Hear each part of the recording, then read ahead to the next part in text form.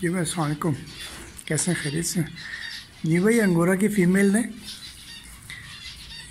ये बैठी है, इसने माशाल्लाह ना 8 बच्चे दिए हैं। ये बैठे हैं ना,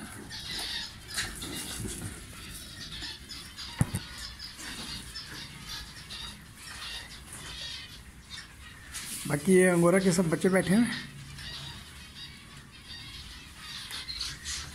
ये न्यूजीलैंड वाइट के बच्चे बैठे हैं, 8 हैं माशाल्लाह।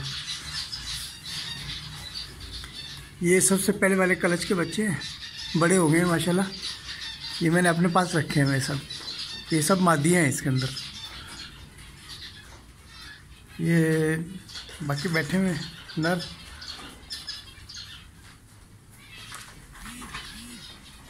ये न्यूजीलैंड वाइट की मादा, ये मादा, ये अंगोरा की मादा।